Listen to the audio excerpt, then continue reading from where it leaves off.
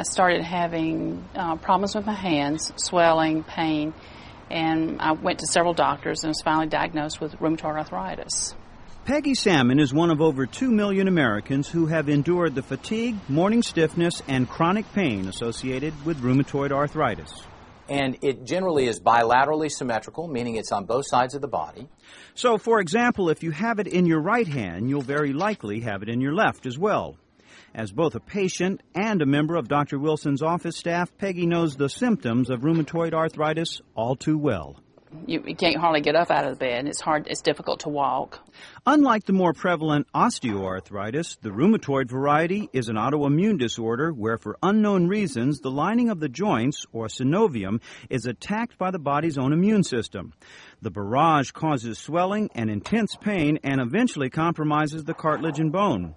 Doctors like Wilson use many techniques to diagnose the condition, such as evaluating whether certain agents are present in the blood, testing fluid from the affected joints, and examining x-rays. But in the end, the diagnosis of rheumatoid arthritis unfortunately can't be made on a lab test. It really takes an expert putting all the clues together to make that diagnosis. Where you see that on this one, for instance, it's pretty normal. On this one, there's clearly a bite out. Let's have a look at the wrist. Okay. Even experts admit there is still much they don't know about how rheumatoid arthritis strikes. I said I'm like a barometer. I can tell when there's a front coming through. It's more than a myth. It really is true that the changes in barometric pressure and humidity and temperature really do have an effect on patients with rheumatoid arthritis. Many treatments are used to stave off the painful effects of RA, including hot and cold soaks, various types of exercise, and physical therapy.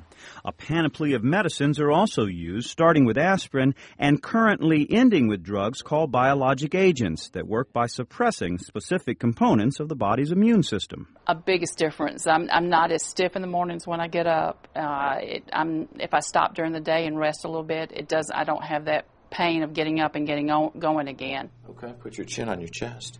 Because bioagents can leave patients more vulnerable to infection, the periodic injections must sometimes be suspended and replaced by a regimen of antibiotics. It's a trade-off many rheumatologists readily accept when considering the alternative of not treating. Well, rheumatoid arthritis that goes untreated, sometimes the hands can become contracted where they can't even open up. And so at that point, there's nothing we can do. But researchers are currently working on a vaccine, and many experts are hopeful for even more. And I do believe that it would be realistic to think in my lifetime that we will find a cure for rheumatoid arthritis. Such optimism holds great promise for patients like Peggy Salmon. For WebMD, I'm Damon Maharg.